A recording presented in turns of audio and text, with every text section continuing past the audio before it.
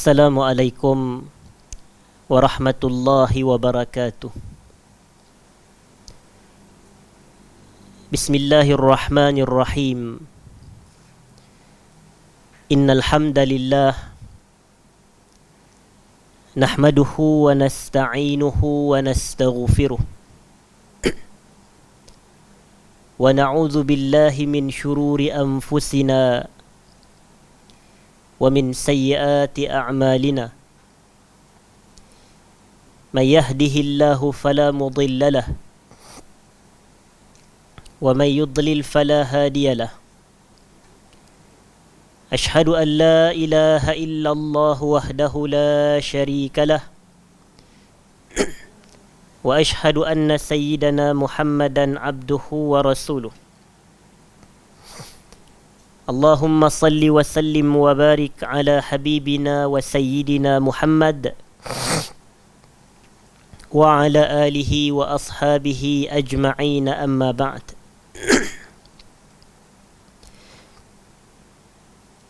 Muslimin dan muslimat, hadirin dan hadirat yang dirahmati Allah sekalian. Pertamanya, alhamdulillah, kita panjatkan syukur kepada Allah Subhanahu wa ta'ala kerana pada malam ini kita dapat bersama sekali lagi berkumpul dalam perbahasan dan pengajian sirah kita menggunakan kitab Mukhtasar Zadil Ma'ad fi Hadi Khairil Ibadi sallallahu alaihi wasallam. Dan sebelum kita nak pergi kepada perbahasan, hadirin dan hadirat yang saya hormati, oleh kerana pada malam ini bersamaan dengan malam nisfu Sya'ban, Lailatun Nisfi min Syahri Sya'ban, maka suka saya nak mengambil sedikit ruang untuk menjelaskan sedikit berkenaan dengan perbahasan berkenaan malam nisfu Sya'ban. Perbahasan berkenaan malam nisfu Sya'ban. Pertamanya, hadirin dan hadirat, para penonton yang dirahmati Allah, apabila kita sebut perkataan an-nisfu, maka an-nisfu ini adalah membawa erti separuh ataupun setengah dalam bahasa Melayu. Jadi kalau disebut nisfu Sya'ban, maka terjemahannya adalah separuh atau setengah daripada bulan Sya'ban. Jadi kalau kita katakan bulan Sya'ban adalah sebanyak 30 hari, jadi separuh daripada 30 adalah 15. 30 bahagi dengan 2 bersamaan dengan 15, itulah separuh. Jadi bila disebut nisfu Sya'ban ni merujuk kepada hari yang ke-15 daripada bulan Sya'ban. Dan apabila kita sebut berkenaan dengan hari pula, hari ini dia terbahagi kepada siang dan malam. Jadi kalau dikatakan malam nisfu Sya'ban, maknanya kalau esok hari adalah 15 Sya'ban, malam ini merupakan malam nisfu Sya'ban. Dan esok adalah 15 Sya'ban mengikut takwim hijrahnya. Maka pada malam ni merupakan malam yang disebut sebagai malam nisfu Sya'ban, malam hari yang ke-15 daripada bulan Sya'ban. Dan apabila kita sebut berkenaan dengan perbahasan malam nisfu Sya'ban ni, maka dia menjadi satu perbezaan dan perbahasan dalam kalangan para ulama. Adakah terdapatnya fadilat dan kelebihan-kelebihan tertentu pada malam nisfu Sya'ban? Maka di sinilah yang menjadi perbahasan. Maka kita katakan kalau kita nak menceritakan tentang fadilat yang tertentu, ia berhajat kepada apa? Ia berhajat kepada dalil. Ia berhajat kepada nas, kepada sandaran, kepada hujah. Kalau contoh, kita katakan ada fadilat bagi perbuatan berpuasa 6 hari dalam bulan Syawal, contoh. Ada kelebihan pada amalan berpuasa 6 hari dalam bulan Syawal. Jadi kita pun bagi dalilnya. Dalilnya adalah sebuah hadis daripada Rasulullah sallallahu alaihi wasallam. Baginda mengatakan, "Man shama Ramadana summa atba'ahu sittam min Syawal kana kasiyamid dahar." Sesiapa yang berpuasa dalam bulan Ramadan, kemudian dia ikuti dengan berpuasa 6 hari dalam bulan Syawal, pahalanya seperti dia berpuasa sepanjang tahun. Jadi bila kita sebut tentang fadilat sesuatu amalan, kita hendaklah menyertakan dengan sandarannya, dengan dalilnya, dengan hujahnya. Itu baru cara dan prinsip kaedah yang sebenar. Sama juga kalau kita memberitahu tentang fadilat malam nisfu Sya'ban. Dia mesti didatangkan dengan dalil. Dia mesti didatangkan dengan dalil. Jadi di sini menjadi satu perbezaan pendapat dalam kalangan para ulama kepada dua perbezaan yang utamanya hadirin dan hadirat. Kepada dua perbezaan. Iaitu pendapat yang pertama, mereka cenderung mengatakan malam nisfu Sya'ban ada fadilat yang khusus. Ada fadilat yang khusus. Lalu mereka katalah pada malam tersebut, maka kita dituntut untuk mengkhususkan malam itu dengan qiyamul lail. Dengan ibadah qiyamul lail. Iaitu salat malam lah. Maknanya hidupkan malam dengan ibadat. Manakala pendapat yang kedua pula, mereka kata setelah mereka meneliti hadis-hadis yang mencerita dan menyebut berkenaan dengan fadilat malam nisfu Sya'ban, mereka kata hadis-hadis ni tidak kuat. Hadis-hadis ni tidak kuat. Maknanya hadis kebanyakannya sama ada berlegar sekitar dhaif ataupun sekitar maudhu' sahaja. Di situ. Cuma adalah satu hadis yang mereka kata boleh jadi ini merupakan satu-satunya hadis yang mencapai darjat sahih ataupun hasan, dalam erti kata hadis yang maqbul, hadis yang diterima. Dan kita pun tahu bahawasanya hadis ni dia terbahagi kepada rantaiannya, kalau kita boleh buat dua pecahan. Yang pertama adalah al-hadisul maqbul, hadis yang diterima. Boleh diamal, boleh dibuat hujah dan sandaran. Dan hadis maqbul ni dia terpecah kepada dua pula, iaitu hadis sahih dan hadis hasan. Manakala pecahan yang kedua tadi adalah al-hadisul mardud, hadis yang ditolak. Dan hadis yang ditolak ini juga terpecah kepada dua. Yang pertamanya adalah al-hadisul dhaif dan yang keduanya adalah al-hadisu al-maudhu', hadis yang palsu. Jadi begitulah kepahaman dia. Jadi kalau kita nak mensabitkan satu-satu fadilat ataupun nak menetapkan satu-satu ibadat, dia mesti berhajat kepada hadis yang maqbul, sama ada sahih ataupun hasan. Jadi pada pandangan mereka, hadis-hadis yang cerita berkenaan fadilat malam nisfu Sya'ban ni adalah tidak kuat. Dalam erti kata, tidak mencapai kepada tahapan sahih dan tidak mencapai kepada tahapan hasan. Lalu mereka katalah, kecuali ada sebuah hadis ni yang diriwayatkan oleh Imam Ibnu Majah, bahawasanya Nabi sallallahu alaihi wasallam bersabda, Allah akan melihat kepada para hambanya di malam nisfu Sya'ban, dan Allah mengampunkan keseluruhan makhluknya kecuali dua orang, illa limusyrik ataupun illa musyrik au musyahin, dalam riwayat tersebut, kecuali orang yang mensyirikkan Allah ataupun orang yang bergaduh, bertelagah, berbalah. Dan hadis ini pun sebenarnya berlaku khilaf juga dalam kalangan ulama hadis. Sebahagian kata hadis ni mencapai tahap sahih dengan syawahid, hasan dengan syawahid, dikuatkan sehingga menjadi sahih. Tapi sebahagian ulama hadis pula cenderung mengatakan hadis ini juga adalah dhaif. Hadis ini juga adalah dhaif. Jadi kesimpulannya apa? Maknanya tak dinafikan, ada juga para ulama yang mengatakan seluruh hadis yang menceritakan kelebihan malam nisfu Sya'ban tidak sahih. Ada ulama yang mengatakan begitu.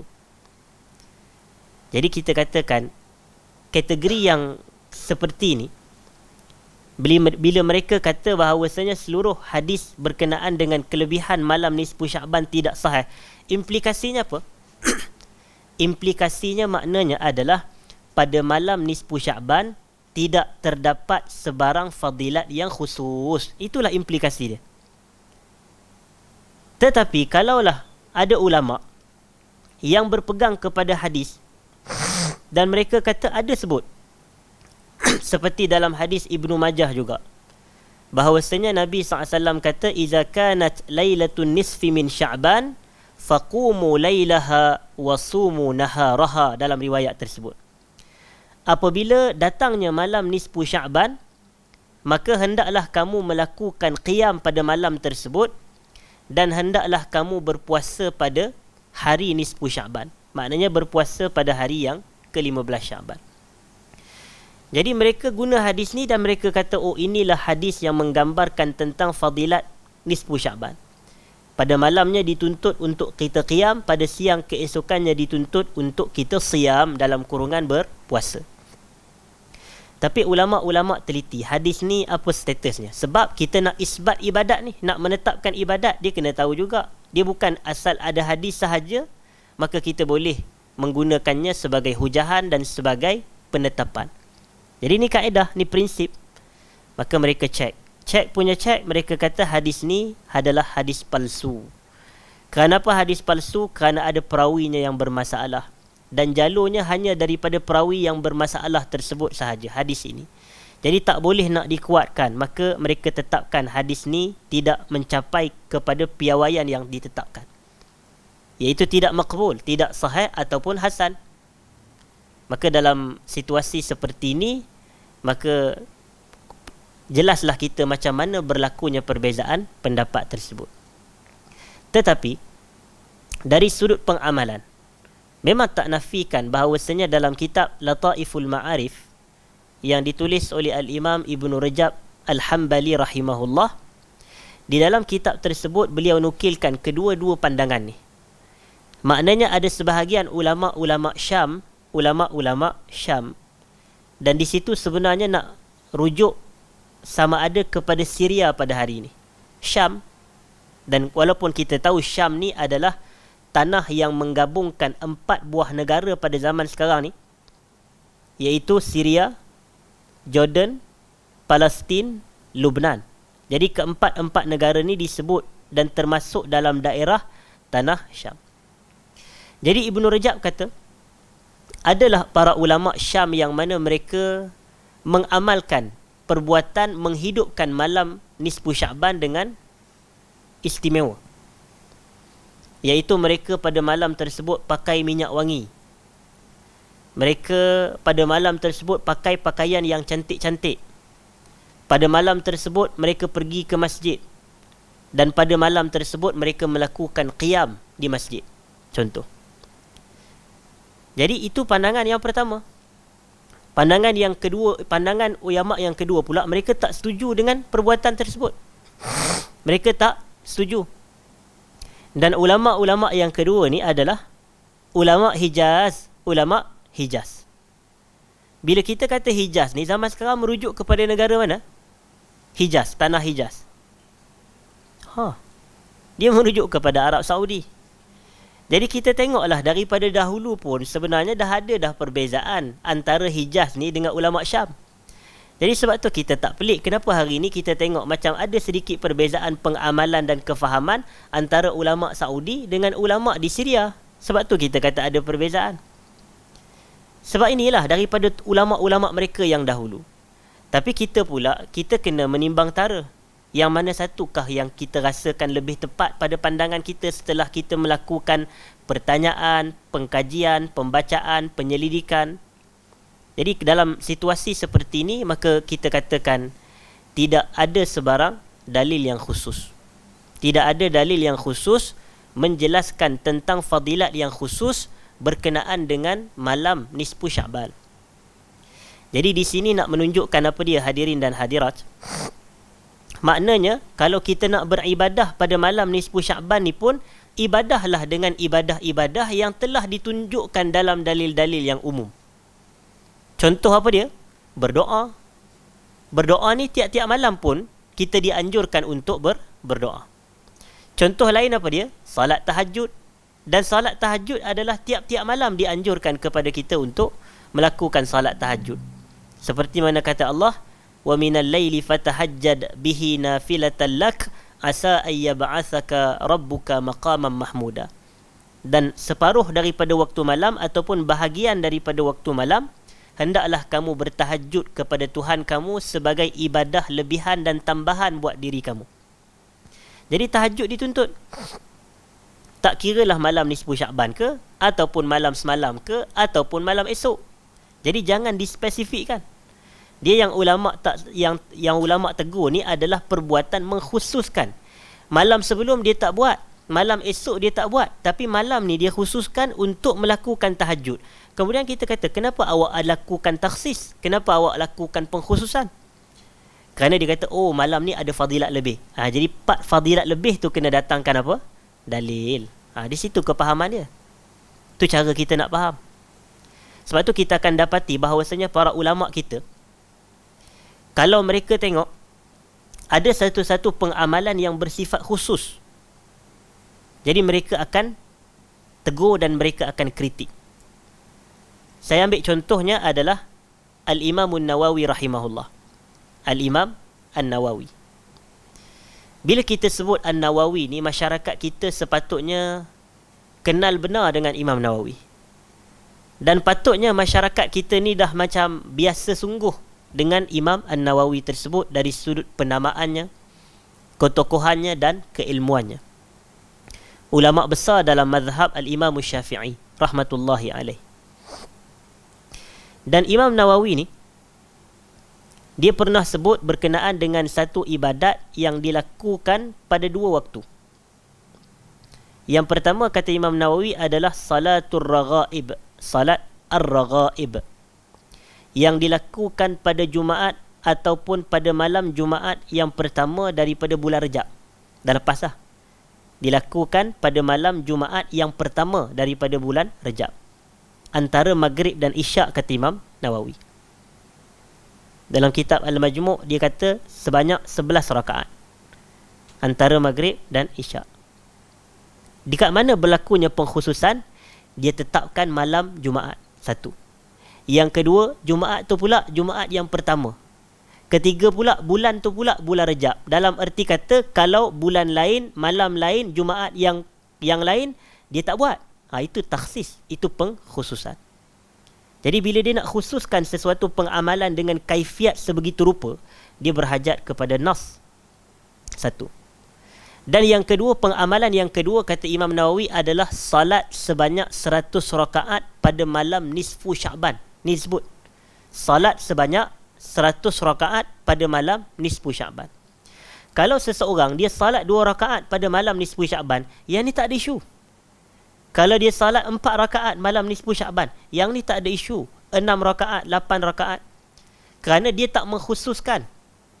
Kalau dia tak mengkhususkan, tidak ada masalah. Kerana salat malam ni tidak ada had bagi jumlahnya, betul tak? Seringkas-ringkas salat malam berapa rakaat? 2 rakaat. Dan sebanyak-banyak jumlah rakaat bagi salat malam tidak terhad. Dalam erti kata, kalau dia mampu dia buat 20 boleh, kalau dia mampu dia buat 30 pun boleh. Yang penting 2 rakaat 1 salam, 2 rakaat 1 salam. Berdalilkan hadis Nabi, salatul laili masna masna. Salat malam tu 2 rakaat 2 rakaat. Jadi kalau dia nak buat tak ada masalah. Tapi di mana masalahnya? Satu, dia mengkhususkan malam nisfu Sya'ban untuk salat tersebut dengan kaifiat, dengan tata cara ia dilakukan sebanyak 100 rakaat. 100 rakaat. Maka Imam Nawawi kata apa kepada dua salat ni? Imam Nawawi kata kedua-duanya adalah bid'ah. Keduanya adalah bid'ah. Dan Imam Nawawi kata keduanya adalah wa munkaran wa qabihatan. Keduanya adalah perkara yang mungkar. Perkara yang mungkar. Dan keduanya adalah perkara yang qabih. Qabih ni kita nak terjemah keji pun boleh, kita nak terjemah jelek pun boleh, kita nak terjemah buruk pun boleh. Jadi nampak, zahirnya benda tu adalah salat, betul tak? Tetapi Imam Nawawi mensifatkan dia dengan 3 sifat. Bid'ah, mungkar, keji. Jadi menunjukkan sebenarnya para ulama kalau mereka kata bid'ah ni standard. Tapi kalau pada hari ini ada ilmuwan-ilmuwan, tokoh ulama kata amalan tertentu bid'ah, dia kena label pula. Tapi adakah kita pula berani nak melabel Imam Nawawi? Takkan kita nak label dia, oh Imam Nawawi suka membid'ahkan amalan orang. Tak boleh kita kata begitu. Sebab memang bid'ah ni kita katakan dalam konsepnya hadirin dan hadirat. Agama kita ni biasanya dia akan terpecah kepada 2 yang utama. Contoh, kalau kita belajar tauhid, kita kena belajar apa yang menafikan tauhid. Apa dia yang menafikan tauhid?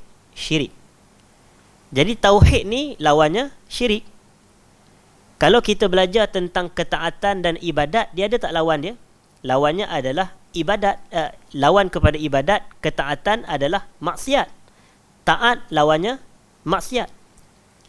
Jadi kita ada satu lagi iaitu sunnah. Dan sunnah adalah lawannya bid'ah. Jadi itulah kefahaman kita.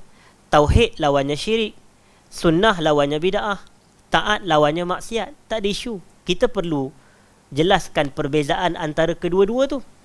Supaya kenapa kita kena tahu? Ini yang disebutkan oleh penyair tu. Araftu syarra la lisyarri walakin litawaqqih wa man lam ya'rifu syarra minal khairi yaqa'u fih. Itu kata penyair. Tujuan aku mengenali keburukan, dan termasuk keburukan tu ada 3. Syirik, bid'ah, maksiat.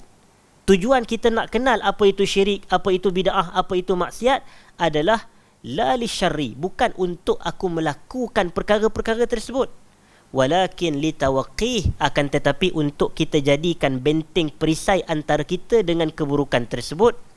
Dan sesiapa yang tak dapat mengenali yang mana yang baik, yang buruk, dia akan terjebak jatuh melakukan perkara yang buruk tersebut. Sebab apa? Sebab dia tak dapat beza yang mana satukah tauhid, mana satukah syirik, mana satukah sunnah, mana satukah bid'ah, mana satukah taat, mana satukah maksiat. Begitulah kefahaman kita. Jadi maknanya berlaku tak Imam Nawawi kata bid'ah terhadap amalan yang zahirnya salat? Berlaku. Dan sebenarnya pada malam nisfu Sya'ban seumpama ini, kalau kita buka kepada kitab Al-Majmu' Syarah Al-Muhadzab tu, ditulis oleh Al-Imam Nawawi pada juzuk yang awalnya, antara yang Imam Nawawi bid'ahkan lagi adalah satu amalan. Dan dia sebut dalam kitabnya Al-Majmu'.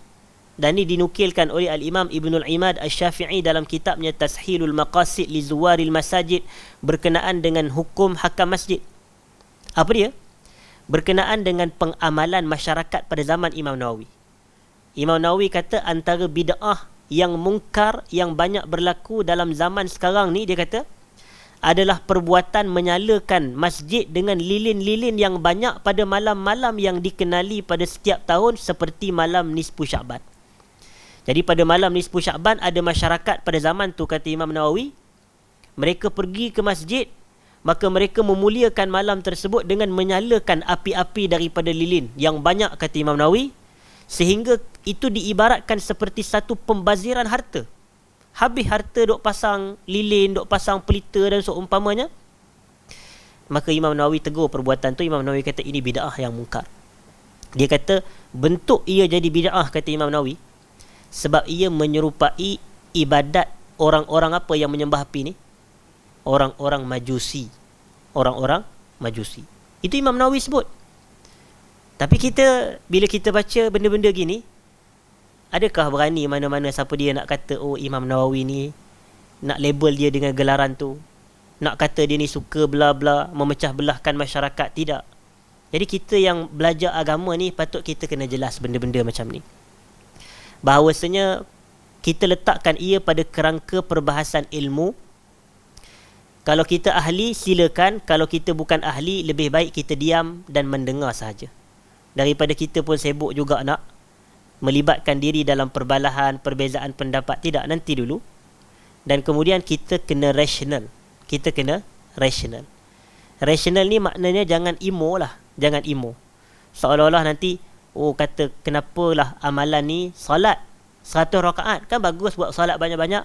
Kenapa Imam Nawawi nak kata bid'ah pula? Bukan dia pergi malam tu dia pergi mencuri rumah orang. Soalah-soalah begitu. Dia bukan. Mencuri rumah orang tu maksiat. Amalan ni Imam Nawawi kata bid'ah. Dua-dua tak boleh. Dua-dua tak boleh buat. Maksiat pun kita dilarang buat. Bid'ah pun kita dilarang buat.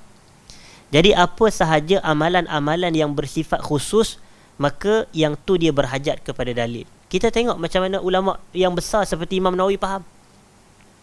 Kalau tak ada hadis yang sahih, yang makbul, yang jelas, maka kita tak dituntut melakukan satu-satu pengamalan dan ibadah. Jadi kalau malam ni orang kata nak buat apa, maka kita kata macam malam biasa. Malam tadi pun, iaitu malam ke-14 Syaban pun, kita dituntut untuk banyakkan doa pada waktu malam. Kita dituntut untuk banyakkan sedekah, banyakkan baca Quran, banyakkan qiyamul lail. Maka malam ni pun sama juga. Jangan buat maksiat lah. Jangan buat maksiat. Dan satu lagi adalah biasanya orang tanya juga berkenaan dengan betulkah doa mustajab pada malam nisfu Syaban. Kita kata memang sabit daripada Al-Imam Syafi'i rahimahullah. Tapi itu pun riwayat tu sampai dalam bentuk balaghana atau balaghani, telah sampai kepadaku, bahawasanya doa itu mustajab pada 5 malam. Dan disebutkanlah salah satu daripada 5 malam tersebut, iaitu malam nisfu Syaban. Kita boleh ambil pandangan ni secara umum dan kita banyakkan doa. Tak ada masalah, sebab itu pun adalah anjuran umum. Tapi kita nak katakan bahawasanya setiap malam pun hakikatnya doa tu mustajab. Kan ada hadis daripada Nabi SAW. Nabi kata, yanzilu Rabbuna tabaraka wa ta'ala ila sama'id dunya kulla laylatin. Allah turun ke langit dunia pada setiap malam, sehinggalah apabila berbaki as-sulusul akhir minal lail, 1/3 malam yang terakhir, maka Allah akan berkata, may yad'uni fa astajibu lahu wa may yas'aluni fa u'tih wa may yas'aluni fa u'tih, dan wa may yastaghfiruni fa aghfirulah. May yad'uni, siapa berdoa kepadaku, fa astajibulah, maka aku akan mustajabkan. Wa may yas'aluni fa u'tih, siapa yang minta kepadaku, aku bagi. Wa may yastaghfiruni fa aghfirulah, siapa yang istighfar kepadaku, aku ampunkan dia. Jadi ketiga-tiga ni mengisyaratkan kalau kita berdoa pada waktu malam, lebih-lebih lagi pada 1/3 malam yang terakhir, doa tu mustajab. Makanya Nabi kata apa? Yanzilu Rabbuna tabaraka wa ta'ala ila sama'id dunya kulla laylah, setiap malam. Setiap malam. Jadi ia tidak terkhusus kepada malam-malam yang tertentu sahaja. Begitulah cara kita nak memahami agama kita ni. Yang konsep yang paling mudah aja kita kena tahu. Nak tetap apa-apa fadilat bagi sesuatu amalan, sesuatu ibadat, dia mesti kena ada dalil. Dan dalil tu pula mestilah dalil yang sahih, barulah kuat kepada kita untuk membenarkan dan menetapkan amalan dan ibadat tersebut. Ada orang kata pula, tapi ustaz, amalan tertentu ni, ada ustaz yang share di Facebook dia, ada ustazah yang share di Instagram dia, bahawasanya kalau kita sampai pada malam nisfu Syaban kena baca surah sekian sebanyak 3 kali dengan niat sekian dan sekian. Maka saya jawab beginilah. Agama kita ini adalah agama milik Allah. Agama milik Allah. Allah adalah pemilik mutlak agama kita ni. Dan ia bukan milik mana-mana individu, mana-mana ustaz, mana-mana ustazah, tidak. Maka kita katakan kata-kata ustaz dan kata-kata ustazah dalam menceritakan anjuran tentang satu-satu ibadat dan juga satu-satu amalan, kata-kata tu berhajat kepada dalil. Kata-kata tu berhajat kepada dalil. Dan kata-kata tu bukan dalil. Kena beza. Kata-kata ustaz dan ustazah, dia bukan dalil. Dalilnya apa yang kita dah tahu daripada Quran dan sunnah dalam nak mengisbatkan satu-satu ibadat. Kerana ibadat ni adalah tauqifiyah. Ibadat tauqifiyah. Apa maksud tauqifiyah? Ibadat ni kita terhenti sehingga datangnya dalil. Itu makna ibadat tauqifiyah. Jadi kalau dia kata benda ni dianjurkan, apa dalilnya? Sebab itu saya masih ingat kata guru saya masa saya belajar dahulu. Dia kata aqwalul ulama yustadallu laha la yustadallu biha. Kata-kata para ulama ni dia berhajat kepada dalil dan bukan kita menjadikan kata-kata itu sebagai dalil. Kata-kata ulama berhajat kepada dalil. Bukan kita menjadikan kata-kata dia sebagai dalil. Jadi kita kena cek apa dalil dia. Walaupun dia ulama, walaupun dia ustaz, walaupun dia ustazah. Tapi kita kena tahu. Macam kalau saya kata, marilah bersama kita membaca, marilah sama kita berpuasa sunat 6 hari dalam bulan Syawal. Saya kata gitu. Marilah kita, saya buat poster di Instagram saya, di Facebook saya ataupun di Twitter. Saya kata, marilah kita bersama berpuasa sunat sebanyak 6 hari dalam bulan Syawal. Jadi orang pun share kan benda tu. Orang share, okey, ibadah tentang ibadah ni. Maka orang pun ada orang lain tanya, apa sandaran kepada ibadah ni? Dia kata, oh sandaran dia Ustaz Fahmi sebut. Contoh. Tu bukan dalil tu. Sebab kata-kata saya, perkongsian saya, itu bukan dalil.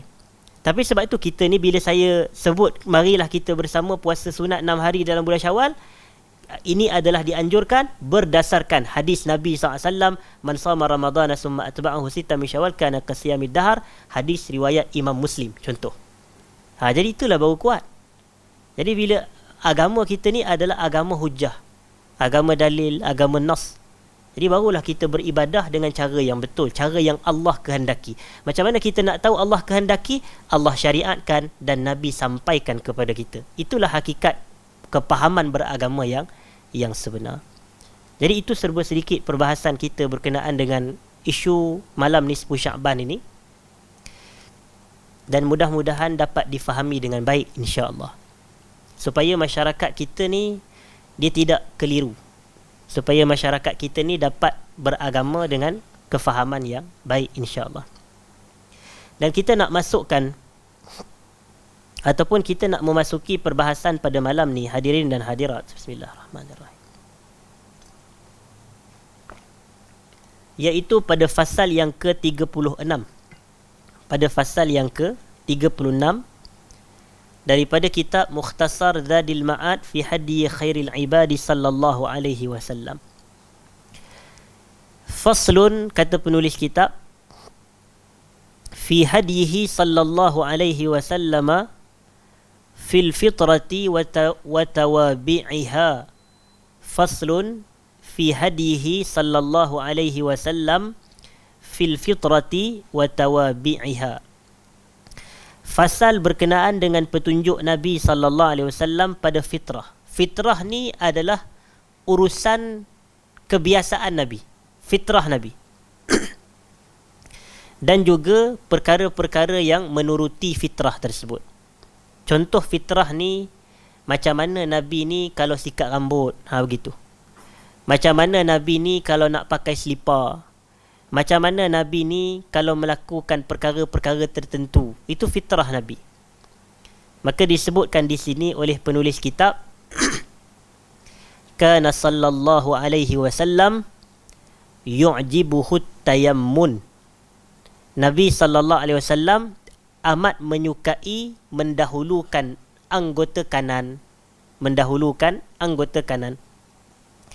At-tayammun, daripada perkataan al-yamin. Al-yamin kan kanan. Kiri pula asy-syimal. Itu yang kata ashabul yamin, ashabul syimal. Maknanya al-yamin tu kanan. Jadi disebutkan di sini, kana sallallahu alaihi wasallam yu'jibuhu at-tayammun. Nabi suka mendahulukan anggota yang kanan. Dan bila kita kata anggota yang kanan ni, merujuk kepada dua kebiasaannya. Tangan kanan, kaki kanan. Biasanya begitu je. Tak adalah pula merujuk kepada telinga kanan, pipi kanan tu, tidak. Tapi biasanya merujuk kepada tangan kanan atau kaki kanan. Merujuk kepada apa? Ataupun Nabi suka mendahulukan yang kanan ni pada apa dia? Fi tana'ulihi, ketika Nabi pakai an-na'al. Na'al tu apa? Selipar. Ataupun orang kita, ialah selipar. Orang kita na'al dia terjemah capal, lebih kurang lah tu. Jadi kita kata at-tana'ul, maknanya perbuatan Nabi memakai selipar. Nabi pakai selipar dengan Nabi masuk kaki apa dulu?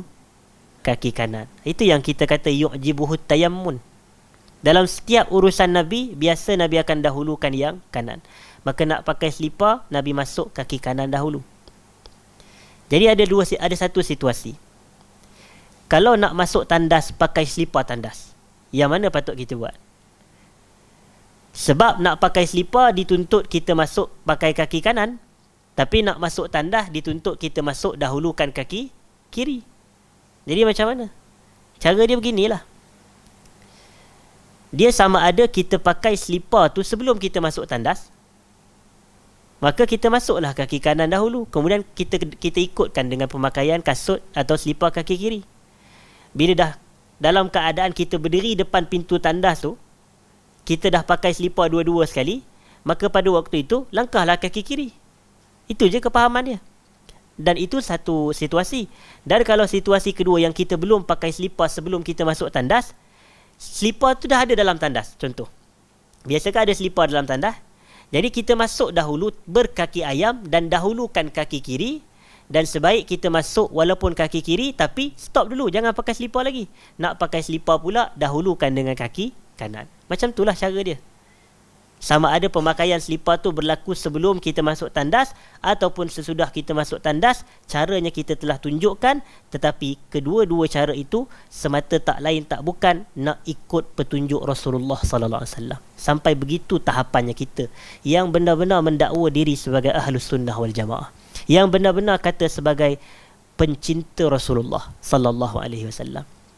Dakwaan kita ni, kenyataan kita ni disertakan dengan pembuktian terhadap kita mengikuti seluruh petunjuk Nabi sallallahu alaihi wasallam berdasarkan riwayat-riwayat dan juga hadis-hadis yang kita membaca dan mempelajarinya.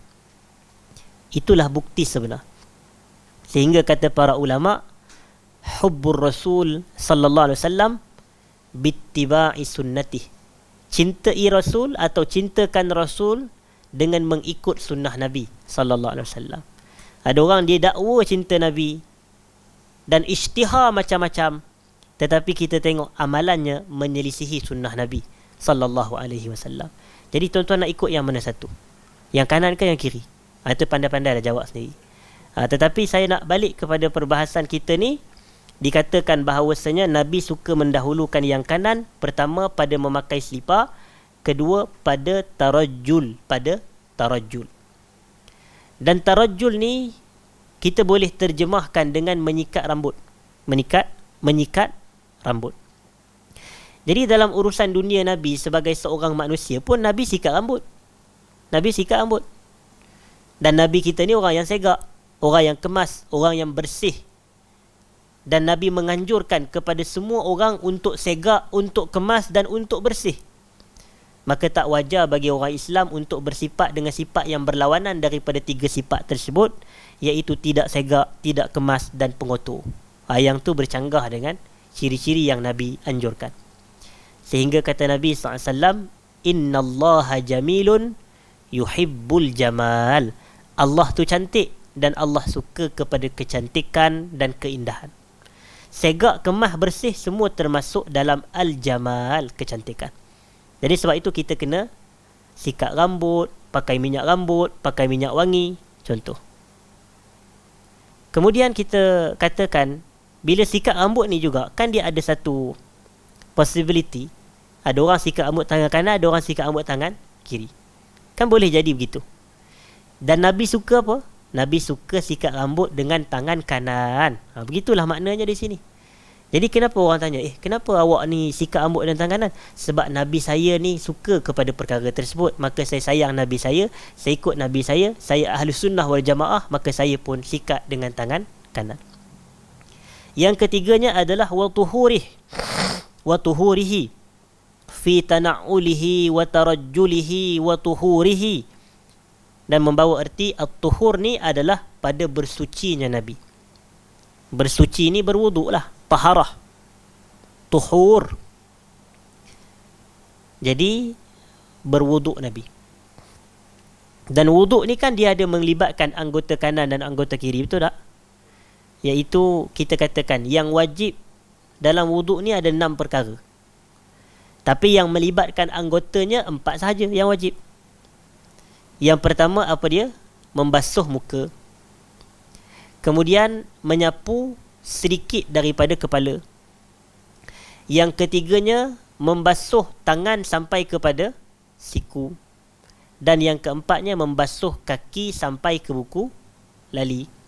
Jadi itulah 4 yang anggota tu. Jadi tangan kan ada kanan dan kiri, dan kaki juga ada kanan dan kiri.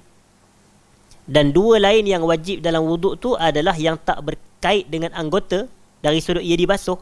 Yang pertama sekali adalah niat, dan yang keenam adalah tertib. Betul tak? Rukun wuduk ada 6 tu. Jadi ini fiqh. Dan fiqh ni dia kena sentiasa apa? Diulang. Kalau tak, kita pun tak tahu hukum hakam. Dan saya berbalik kepada tuhur. Jadi ada part disunatkan kita basuh telinga. Dan telinga ada telinga kanan, ada telinga kiri. Basuh tangan wajib. Basuh kaki wajib. Dan kaki dan tangan juga melibatkan anggota kanan dan kiri. Jadi Nabi akan dahulukan basuh yang mana dahulu? Yang kanan. Tetapi membasuh yang kanan ataupun membasuh anggota wuduk yang kanan dahulu ni, hukum dia apa?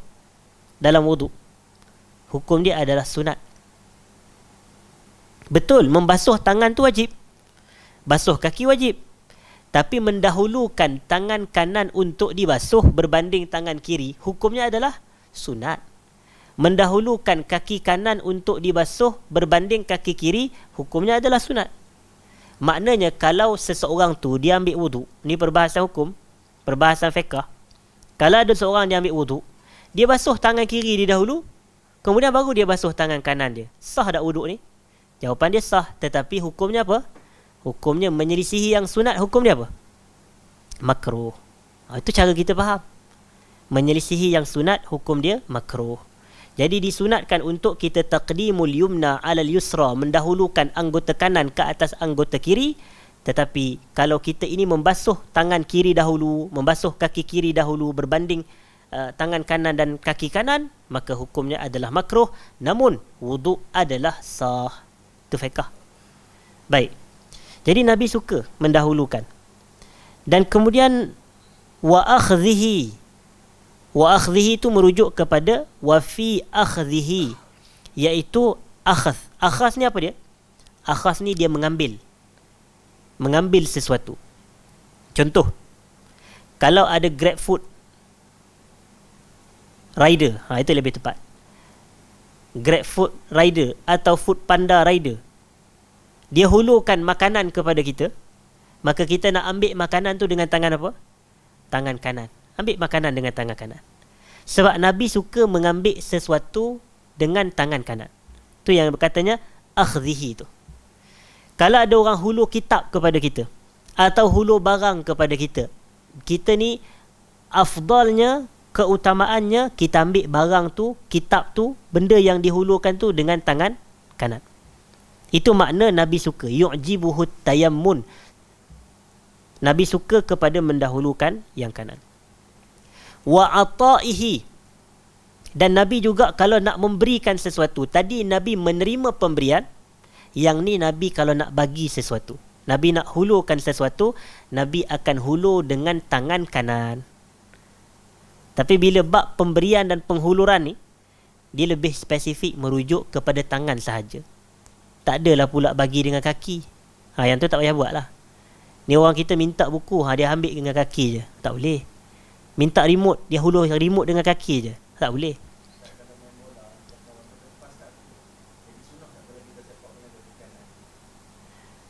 Kalau kita nak mendahulukan semua urusan kita dengan kaki kanan, baik urusan dunia ataupun urusan ketaatan, dan dia bukan maksiat, tak salah.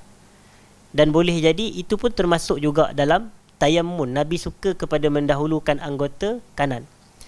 Sebab apa? Sebab kita boleh relatekan persoalan Abu Talha tadi berkenaan kalau kita nak sepak bola kepada member kita, kita sepak dengan kaki kanan. Biasanya orang memang sepak kaki kanan kan, walaupun ada yang sepak kaki kiri juga.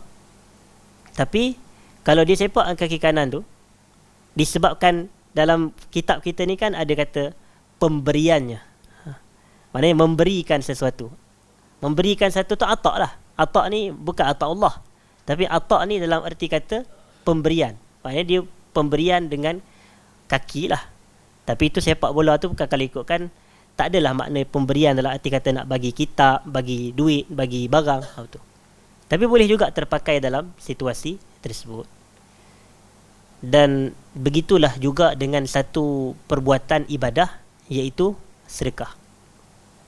Sedekah ni kita nak bagi duit tu dengan tangan apa? Tangan kanan. Hulurkan duit sama ada kepada orang yang kita nak sedekahkan ataupun kepada tabung yang kita nak masukkan duit, ataupun semasa kita nak tekan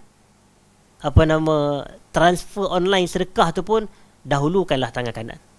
Boleh juga dipahami begitu, tak salah pun, kerana kita nak mendahulukan yang kanan berbanding kita nak transfer online dengan tangan kiri. Contoh, nak hulurkan sedekah dalam tabung masjid dengan tangan kiri, nak bagi sedekah kepada individu yang susah yang memerlukan dengan tangan kiri, tak boleh. Bukanlah tak boleh dalam erti kata ia haram, tetapi ia menyelisihi yang sunnah, yang afdal. Itu makna dia.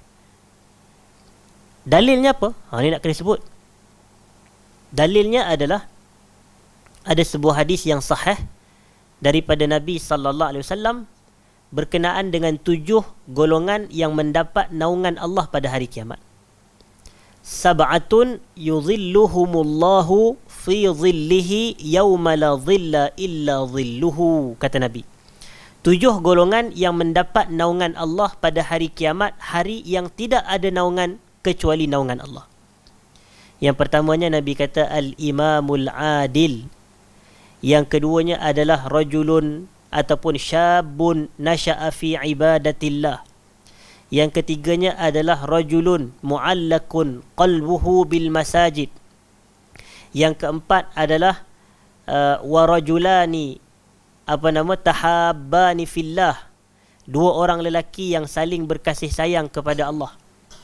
Yang kelimanya adalah rajulun da'athum ra'ah zata mansabin wa jamalin faqala inni akhafullah, seorang lelaki yang diajak berzina oleh seorang perempuan, yang mana perempuan tu zata mansab, mempunyai jawatan yang hebat, tinggi, wa jamal, cantik pula. Lalu lelaki ni kata inni akhafullah, aku takut kepada Allah.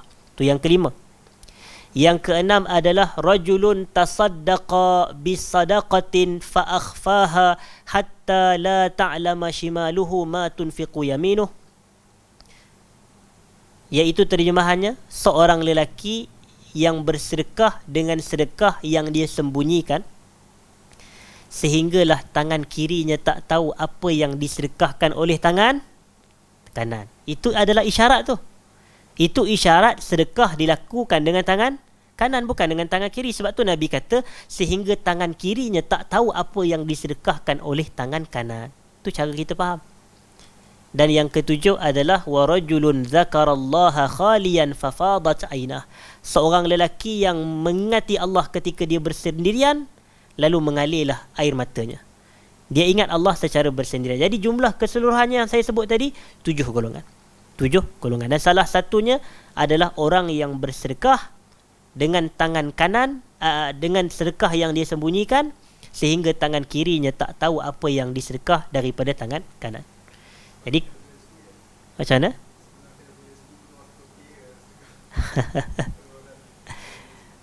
Sama ada Jadi kita kata apa sahaja situasi sedekah. Sebenarnya nisfu Sya'ban pun betul juga. Malam nisfu Sya'ban banyaklah sedekah kalau orang nak buat. Fadilat ibadah-ibadah umum tak ada masalah.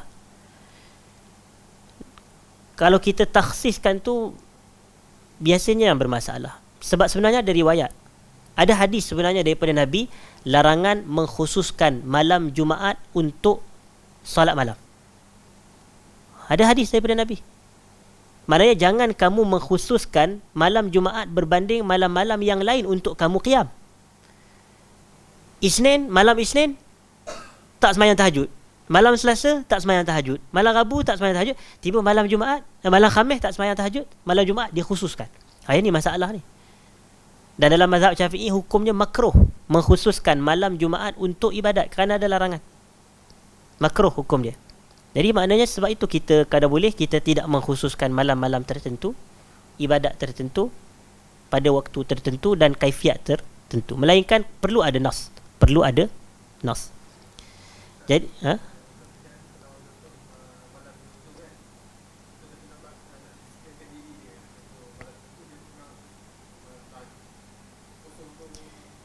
dia bergantung kepada niat, contoh.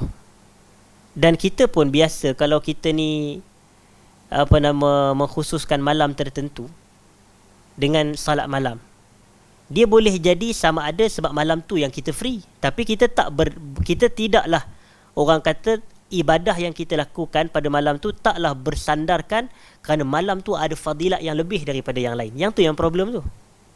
Bila kita kata kalau macam tu, macam saya nanti orang kata, oh yang Ustaz Fahmi duk mengajar ke Baitul Salam setiap hari Khamis malam minggu pertama, minggu ketiga, dia tak mengkhususkan ke? Nampak? Kan, macam saya kan mengkhususkan majlis ilmu pada minggu ketiga, hari Khamis, minggu pertama, minggu ketiga. Jadi adakah kita dianggap? Tak, sebab kita tak anggap. Kalau esok malam orang nak tukar dengan saya okey. Kalau semalam tadi pun, kalau jadual menetapkan saya pergi kuliah Isyak malam ni, Rabu malam, okey saya pergi, tak ada masalah. Maknanya saya tak mengkhususkan malam tu, tapi sebab jadual yang disusun kena kepada kita jadual malam tu. Dan saya tak katalah kalau saya mengajar malam ni, fadilat tu jauh lebih besar daripada saya mengajar malam tadi. Yang tu baru betul-betul kena ada dalil. Boleh faham tak? Macam itu kita kata. Jadi kalau ada orang dia macam, dia kata malam tu sebab dia lapang, malam tu sebab dia lebih senang, sebab dia mungkin dia kerja hari-hari apa semua, jadi malam tu. Tapi dia tak mengatakan ada fadilat malam tu yang lebih istimewa. Sebab tu bila Nabi kata jangan kamu mengkhususkan malam Jumaat untuk ibadat qiyam, maknanya bukanlah maknanya kalau orang buat semayang malam tu dia jadi salah, tak. Tapi salahnya pada apa? Pada takhsis. Bila dia takhsis tu biasanya mesti merujuk kepada fadilat. Takhsis biasa mesti merujuk kepada fadilat. Kalau tidak, kenapa dia menspesifikkan malam tu? Mesti ada fadilat kan? Dan fadilat ni pula, ni yang kata, dan fadilat ni pula yang berhajat kepada dalil. Wallahu a'lam. Dan saya nak sambung sedikit lagi. Wa kanat yaminuhu sallallahu alaihi wasallam li ta'amihi wa syarabihi wa tuhurihi. Adalah tangan kanan Nabi ni sallallahu alaihi wasallam, maka Nabi gunakan untuk makan, Nabi gunakan untuk minum, dan Nabi gunakan untuk bersuci. Gitu. Isu apa? Chopstick. Maksudnya hukum penggunaan chopstick. Okey. Tu kita akan sebut. Jadi maknanya isyarat di sini, Nabi kita sallallahu alaihi wasallam menggunakan tangan kanan Nabi untuk makan, minum, bersuci. Jadi kalau Nabi nak minum air, Nabi akan minum dengan tangan kanan. Maksud minum dengan tangan kanan tu, Nabi pegang cawan yang dalam cawan ada minuman air lah. Itu makna dia, minum tangan kanan tu. Orang kita ni kena sebut teliti betul, satu-satu. Sebab tidak, tak jelas. Tu pun saya sebut dah paling teliti habis dah. Orang kata, tak faham lah Ustaz, la ilaha illallah. Walaupun dah teliti habis dah tu, tak faham lah Ustaz. Sebab dia rupanya bila kita lagi teliti, orang kita lagi pening. Sebab tu ada ustaz yang orang tanya haram, wajib, orang lebih suka yang tu. Tapi kalau kita teliti sikit, dia jadi pening. Padahal kita nak mengajar dia bagi faham, supaya dah tak timbul sebarang kekeliruan dan permasalahan. Tapi tak apalah, setiap ustaz ada cara yang berbeza. Dan kalaulah dia minum dengan tangan kiri, dalam erti kata dia pegang cawan kiri dan dalam cawan tu ada air untuk diminum, maka hukumnya adalah makruh. Hukumnya adalah makruh. Jelas tak? Jadi sama juga, kita ni dituntut untuk makan dengan tangan kanan. Kalau ada orang makan tangan kiri, maka dia jadi makruh. Ya. Kalau lapik tu biasanya sebab tangan kanan kotor tak?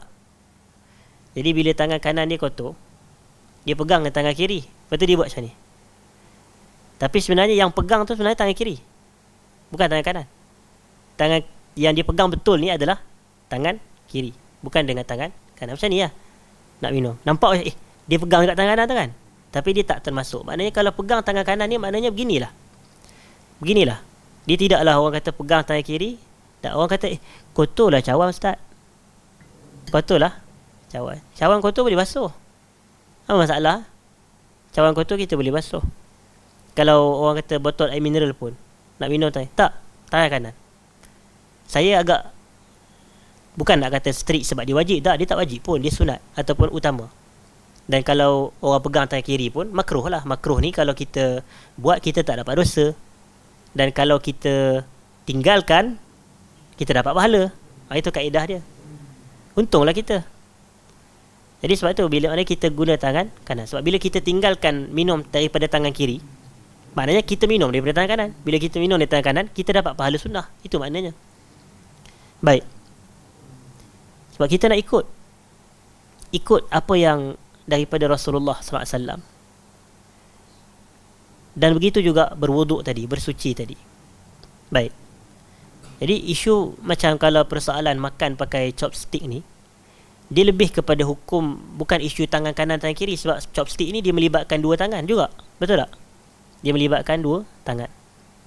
Dua tangan tu sebab kaedah makannya memang begitu. Melainkan kalau dia boleh guna satu tangan kanan sahaja, utamanya tangan kanan sahaja. Tambahan pula kita kata pemakaian chopstick ni dia lebih berkait dengan isu budaya kaum. Jadi kalaulah orang tu dia orang Islam dan budaya kaum dia makan macam itu cara dia, dengan tangan kanan juga chopstick tu. Tu tuntutan dia. Kalau dah budaya orang putih ni, dia makan bukan chopstick, chicken chop. Nak sebut. Kalau dah orang putih dia makan chicken chop, jadi dia mungkin dia nak potong dengan tangan kanan pisau, dan di tangan kirinya ada garpu. Tapi kalau macam saya, potonglah dengan tangan kanan, kemudian alihlah garpu tu, peganglah dengan tangan kanan.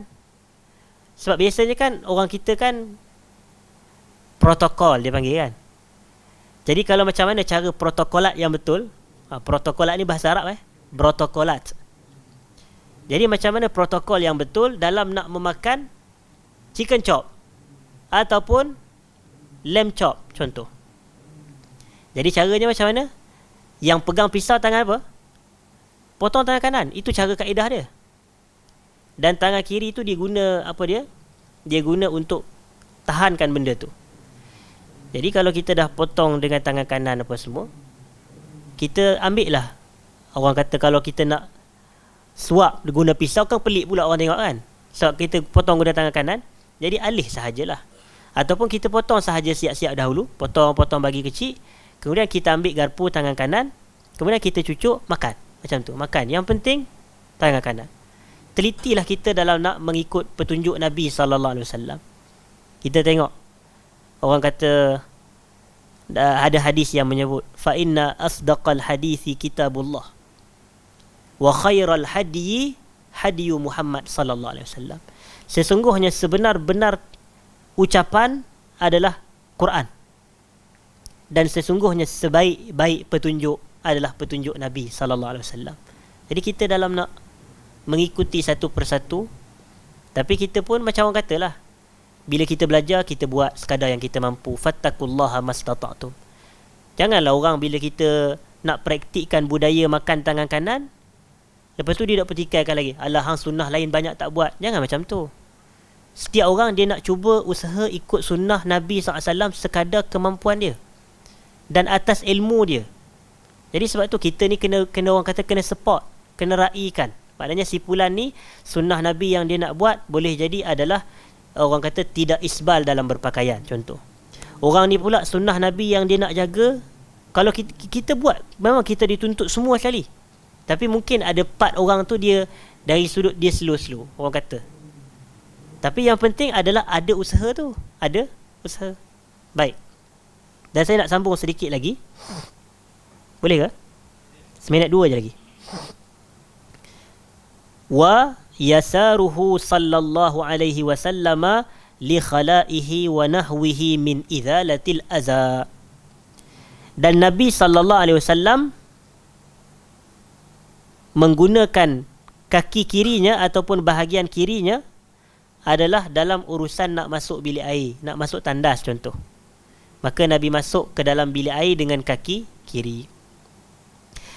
Dan bila Nabi nak izalatul adha, dia kata wa nahwihi min izalatil adha. Kalau Nabi nak izalatul adha,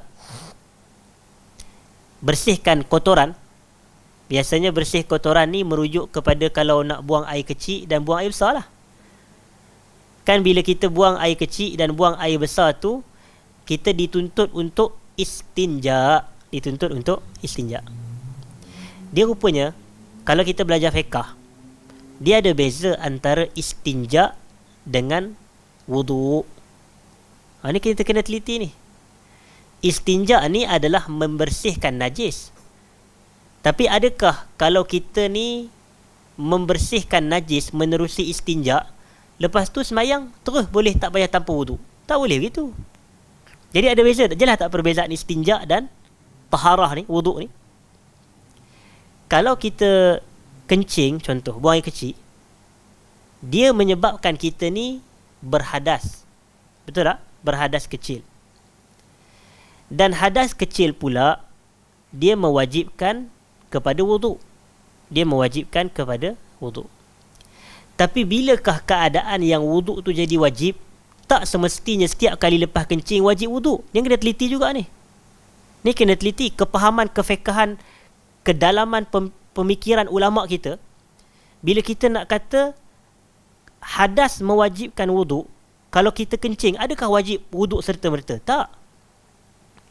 Tapi bila dia jadi wajib, wudu' ni wajib apabila telah masuknya waktu solat. Wudu' ni wajib apabila telah masuknya waktu solat. Waktu tu baru jadi wajib. Kalau tidak, hukum wudu' sebelum solat masuk ataupun hukum wudu' sebelum masuknya waktu solat. Itu. Apa hukum dia? Sunat. Sebelum masuknya waktu salat, kita berwuduk, hukumnya adalah sunat. Tetapi itulah yang disebutkan dalam perbahasan kitab-kitab fiqh. Jadi saya nak balik. Dan ada satu lagi selain daripada wuduk yang mengangkat hadas kecil ni, adalah istinja. Istinja ni dia membersihkan saja, tapi dia tidak mengangkat hadas. Maknanya contoh selepas kita buang air kecil, kita dituntut untuk membersihkan kemaluan kita. Betul tak? Dan adalah yang disebut sebagai alat-alat istinja, seperti air, seperti batu dan seperti segala bahan yang boleh memindahkan najis daripada tempat najis kepada bahan ataupun alat tersebut. Seperti kertas, seperti daun dan seumpamanya. Itu fiqh. Jadi kita kata itu istinja. Sama juga kalau kita buang air besar. Kan buang air besar kan juga dituntut untuk kita istinja. Maknanya membersihkan najis daripada tempat keluarnya najis. Itu makna dia. Membersihkan najis daripada tempat keluar najis. Juga dengan air dan selain daripadanya, daripada ejen-ejen ataupun alat-alat penyuci. Alat-alat penyuci. Jadi kalau kita nak basuh kemaluan dengan air dan kita nak basuh saluran dubur dengan air, contoh, kita nak guna tangan apa? Di sinilah maknanya Nabi menggunakan tangan kiri dalam melakukan kedua-dua benda tersebut. Jadi kalau Nabi nak membasuh kemaluan Nabi selepas Nabi buang air kecil, Nabi akan basuh dengan tangan kiri. Jelas.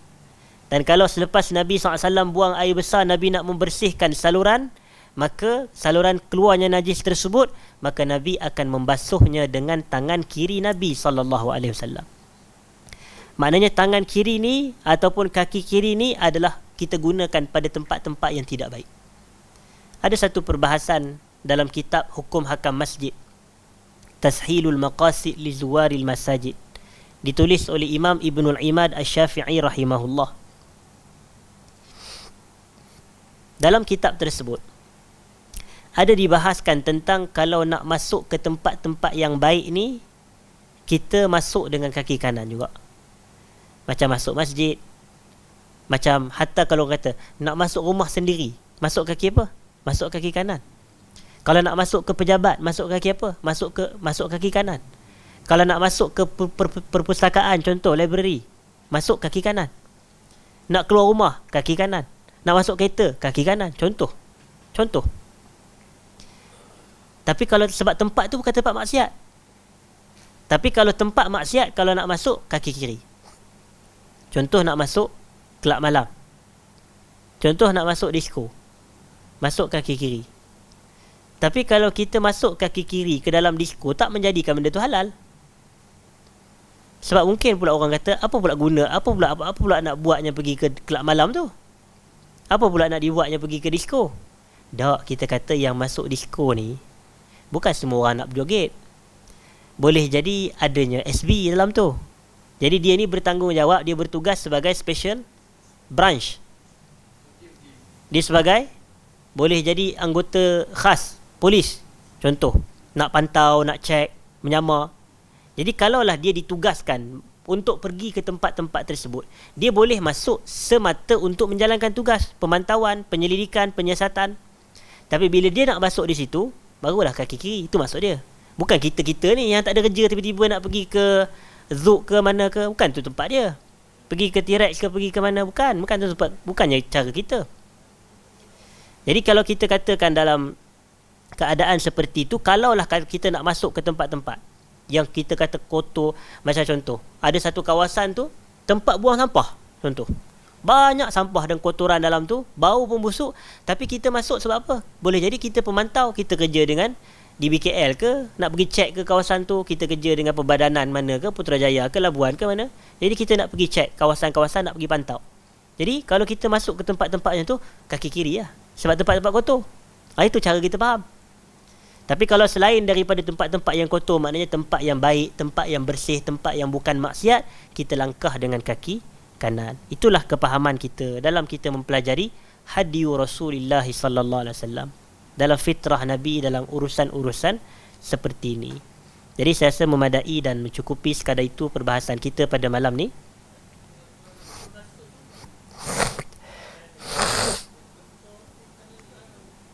Ya. Membuka kasut ni memang dibahas dalam kitab Tashilul Maqasid tu juga, dengan kaki kiri juga. Kalau nak membuka ni, dia masuk kaki kanan, keluar kaki kiri. Itulah, kalau tak silap saya, seingat saya lah perbahasan tersebut. Tapi ada disebutkan juga dalam kitab Tashilul Maqasid li Zuwaril Masajid. Cuma isu ni lebih kepada isu keutamaan, isu priority. Dia tidaklah kalau macam tu jadi satu haram. Tapi itulah mukmin sejati, cara benar dia nak mencintai dan beriman kepada Rasulullah SAW ni adalah dengan mengikut Nabi dalam setiap urusan kehidupan dia. Allah kata apa? Fala wa rabbika la yu'minun hatta yuhakkimuka fima syajara bainahum, kata Allah. Fala wa rabbik, tidak sama sekali demi Tuhanmu wahai Muhammad, la yu'minun, mereka tak betul-betul beriman sehinggalah mereka menghukumkan kamu dalam setiap perselisihan dan perbalahan mereka. Maknanya ada je perbezaan pendapat, mereka akan cek Nabi kata apa. Itu makna benar-benar kita beriman. Kita nak cek apa yang petunjuk Nabi SAW dalam hal ni. Okey.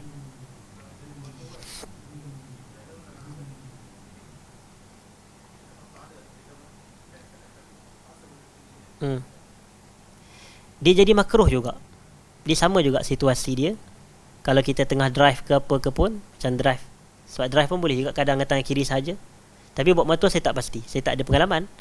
Sama ada kalau pegang tangan kiri sahaja, motor akan tergolek ke ataupun boleh. Maknanya kalau situasi yang membahayakan, kalau macam kita nak juga minum dan membahayakan, yang ni salah satu pula lah. Kita timbang tara antara dua. Satu, sama ada nak minum belah tangan kiri ketika tengah bawa motor, ataupun kalau kita minum tangan kanan juga dalam keadaan membahayakan pemanduan kita. Jadi yang mana satu lebih utama? Yang minum tangan kanan kata kiri tu boleh jadi masuk dalam tahsiniat je, tahsiniat. Tapi boleh jadi yang bawa motor supaya nak jaga diri kita daripada jatuh, termasuk dalam daruriyat. Ayat ni kena teliti ni. Daruriyat ni yang orang kata daruriyat al-khamsah tu, maknanya maqasid yang 5: menjaga agama, menjaga nyawa, menjaga akal, menjaga harta, menjaga maruah. Jadi kita kena timbang tara tu juga. Dan semua benda ni ada dalilnya. Semua benda ni ada dalil dan sandarannya. Ya. Masuk apa? Gym.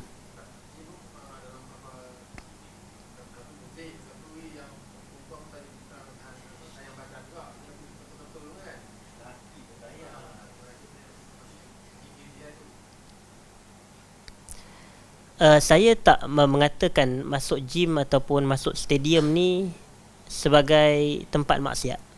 Dia kita kena teliti, adakah itu tempat maksiat ataupun bukan tempat maksiat. Kecuali setelah kita timbang tara yang mana yang lebih banyak, yang mana yang lebih berat. Maknanya kalau banyaknya orang yang bermaksiat di dalam tu, maka itu hakikatnya boleh dikategorikan sebagai tempat maksiat. Tapi kalau tidak, asalnya tidak. Kalau tidak, asalnya tidak. Kerana apa? Kerana orang pergi gym ni adalah, tujuan dia adalah untuk, orang kata satu bentuk apa tu? Apa tujuan orang pergi gym? Saya pun tak tahulah. Untuk exercise tu. Untuk exercise. Apa dia dah exercise dalam bahasa Melayu dah? Exercise ni. Senam. Itu. Orang pergi gym nak bersenam, tu yang saya nak maksudkan tu. Dia susah nak recall sikit. Exercise. Tapi adalah satu senaman bagi dia. Dan apa tujuan dia nak bersenam? Sebab dia nak sihat. Dan adakah agama menghalang seseorang untuk sihat? Agama tak halang. Tu yang kita kata termasuk dalam hifzun nafs, menjaga, memelihara jiwa. Cumanya kadang orang kita ni dalam gym sebab dia ini kadang tak jaga aurat. Itu cerita dia. Dia bukan isu salah, isu nak masuk kaki apa ni? Kaki kanan ke kaki kiri. Tapi saya secara asas berpendapat kita tetap juga sama, masuk kaki kanan juga.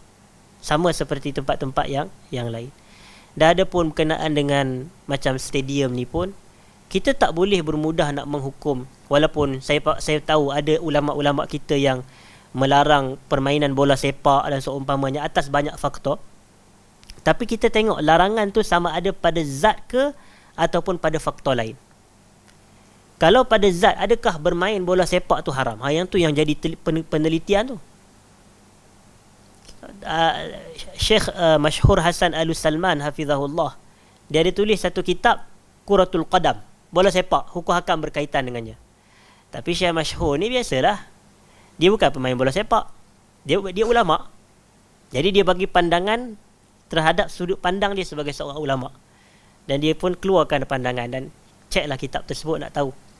Tapi macam kalau kita kata orang yang main bola ni adalah orang yang bersukan, contoh, sama juga adalah satu exercise pada diri dia, satu permainan bagi dia untuk dia mengeluarkan peluh, untuk dia sihat, untuk dia kekalkan stamina dia. Yang ni kita kata hukumnya adalah haruslah. Hukum dia adalah harus. Jadi masuk ke tempat-tempat tersebut pun tidaklah disyaratkan untuk kaki kanan. Tapi biasanya orang kan nak masuk ke mana-mana tempat sekarang ni pun orang dah tak kira, dah tak tengok kaki dia kaki apa. Dia main masuk je. Tapi asasnya adalah dengan kaki kanan. Wallahu a'lam.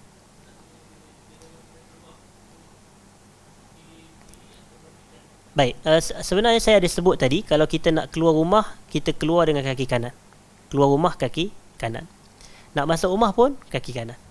Sebab kita keluar daripada rumah kita, bukan ibarat kita keluar daripada tempat yang tak baik. Dia macam tu. Dia disebut dalam kitab Tashilul Maqasid li Zuwaril Masajid tadi. Kalau kita nak keluar daripada rumah, kita keluar dengan kaki kanan juga. Wallahu a'lam. Dan kita pun terus memasukkan selipar dengan kaki kanan. Kalau masuk tandas, kaki kiri dulu. Keluar tandas, kaki kanan. Keluar tandas, kaki kanan. Yang tu kerana ada nas, yang tu kerana ada dalil. Tapi yang ni dia tengok kepada tempat tu, sama ada tempat tu adalah tempat baik ke, tempat tak baik ke. Macam kita nak keluar rumah, nak keluar kereta apa semua. Dan secara asasnya, saya boleh kata yang paling banyak adalah langkahan kaki kanan jauh lebih banyak pada tempat-tempat berbanding langkahan kaki kiri.